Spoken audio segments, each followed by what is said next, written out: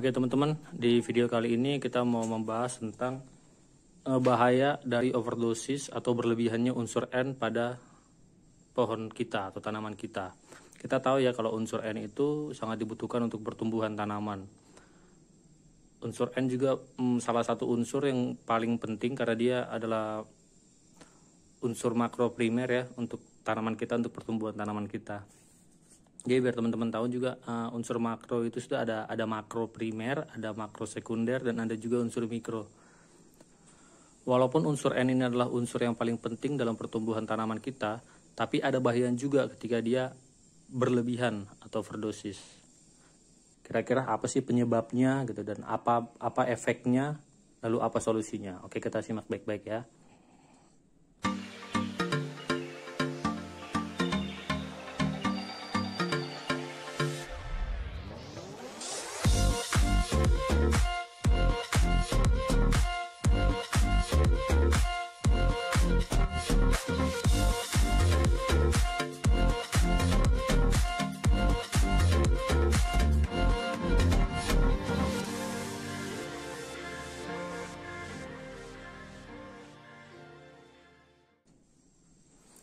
Oke, yang pertama kita mau bahas tentang penyebabnya. Penyebabnya itu kenapa unsur N sangat tinggi di media tanam kita atau di tanah tempat kita menanam, itu karena biasanya overdosis pemupukan. Jadi kalau misalnya dia alami ditanam di tanah, dia itu kan siklusnya kan daunnya, kita katakan ini daunnya menua, habis itu daunnya mati, jatuh ke tanah, habis itu dia jadi kompos, terurai lagi, kembali lagi ke tanah untuk pertumbuhan. Begitu terus siklusnya seperti itu.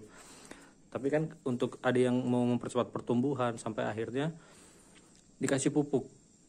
Nah, pupuk ini kadang berlebihan. Kalau pemberiannya berlebihan, dia biasanya tuh mempengaruhi media tanamnya.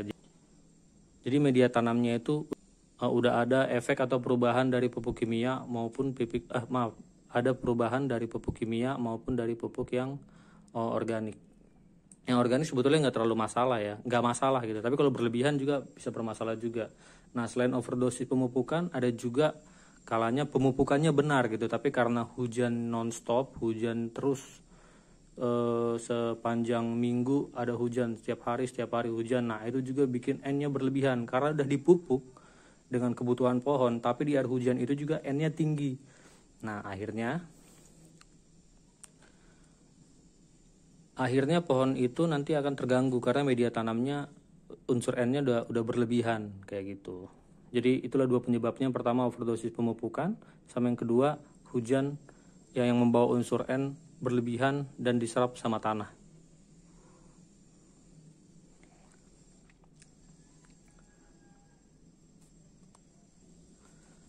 Nah, sekarang kita masuk ke bahayanya apa gitu. Bahayanya apa ketika N-nya berlebihan?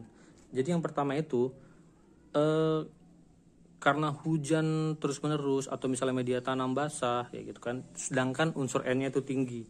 Jadi tanaman kita itu mudah terkena jamur. Jadi sekali dia ada jamur, itu penyebarannya nanti cepet banget jamurnya, karena jamur itu sendiri kan makannya protein ya, atau unsur N lah, kita bisa bilang unsur N. Nah, jadi pertumbuhan jamurnya itu tinggi banget, dan biasanya jamur itu kan dia berkembang di bawah daun ya, kayak begini. Nah, kalau dia udah ada jamur, biasanya itu nanti proses fotosintesisnya bakal bermasalah gitu. Media tanam kan pasti lembab ya, pasti kita siram, mau kita siram biasa, mau dia terkena air hujan, pokoknya dia ada peluang di mana media tanam itu basah. Dan ketika nanti matahari terik, kan dia suka berubah gitu kan, nanti air yang ada di media tanam itu dia pasti menguap, dia naik ke punggung daun. Nah, disitulah mulai jamur berkembang. Nah, ketika unsur N-nya tinggi, maka dia cepat sekali itu si jamurnya itu untuk berkembang biak. Oke, itu yang pertama. Yang kedua, media tanam yang tinggi unsur N-nya itu seringkali media tanamnya itu dalam waktu dekat lah gitu, untuk katakan 3-4 bulan itu dia bisa jadi lebih keras, jadi lebih padat gitu. Ketika dia keras dan padat, nanti akar itu pertumbuhannya terganggu. Karena akar itu kan akan selalu numbuhin akar yang baru, yang serabut, yang putih untuk menyerap nutrisi. Ketika itu nggak berkembang, nanti pertumbuhannya juga terganggu. pertumbuhan akar terganggu, pasti pertumbuhan di atasnya terganggu juga. Nah, jadi dia nggak bisa menyerap nutrisi dengan baik juga, dan nanti daunnya jadi jelek, jadi kecil, jadi ada banyak bercak-bercak lah. Ini juga karena pupuk bermasalah, media tanamnya juga bermasalah, jadinya daunnya nggak mulus itu.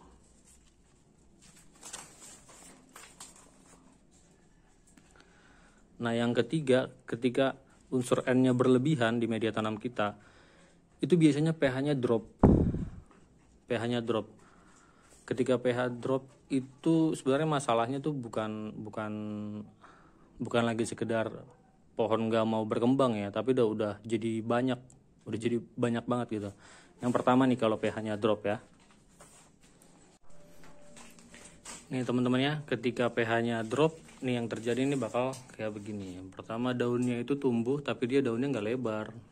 Kalau dia pH-nya normal, dia tumbuhnya juga akan normal, jadi daunnya juga besar. Ini kan daunnya kan udah lumayan daun tua ya, tapi ukurannya hanya sejari tangan, nggak setelapak tangan gitu loh. Bukan karena variannya, tapi memang pertumbuhannya nggak baik lah. Nah, itu yang pertama. Selain itu, kalau pH drop nih kayak begini nih. Ini pH drop nih begini. Loh, kalau orang lihat kan ini, oh ini bukan pH drop, ini kurang magnesium. Ya, iya benar, ini kekurangan magnesium sulfat.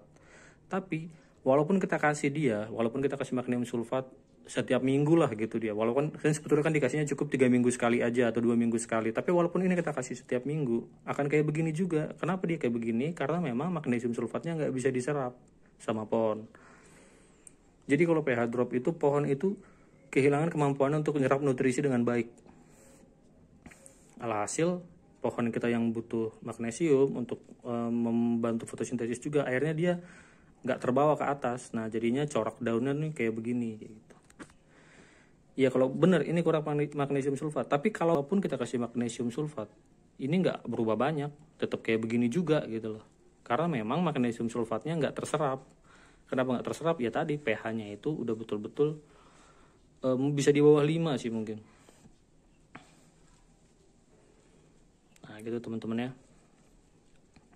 Nah, dan ini nanti dia berkepanjangan masalahnya, karena dia nggak bisa menyerap magnesium sulfat, akhirnya dia daunnya kayak begini. Magnesium sulfatnya nggak nyampe ke atas, akhirnya nggak bisa fotosintesis dengan baik. Nggak bisa fotosintesis dengan baik, ya pertumbuhannya juga nggak baik gitu. Akhirnya pohonnya nanti kerdil.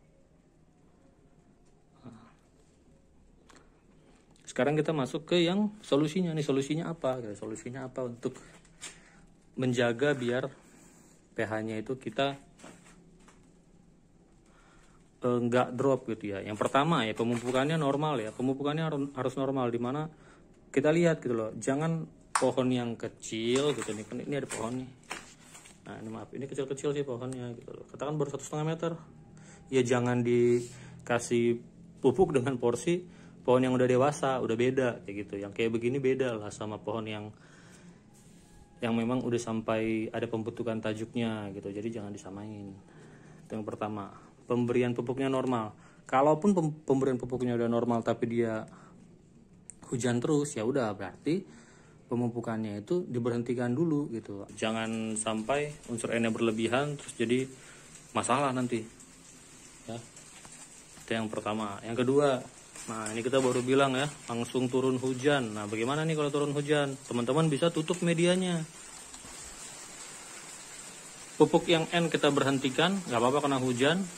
Nanti atasnya tinggal disemprot aja gitu. Karena ini kan nggak ada naungan ya, atasnya nggak ada naungan. Oke, itu yang pertama. Atau yang kedua ya, media tanamnya kalau udah ditutup dia udah dia aman lah gitu loh. Jadi unsur N-nya nanti nggak berlebihan.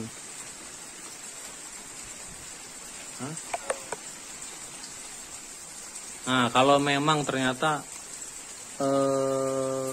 kalau misalnya memang ternyata nih kita udah nggak ketolong gitu, misalnya media tanamnya nggak bisa ditutup,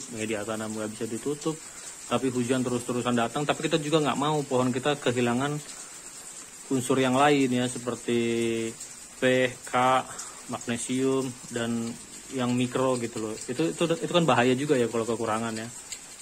Nah solusinya gimana tuh? Nah solusinya itu kita kasih kapur dolomit.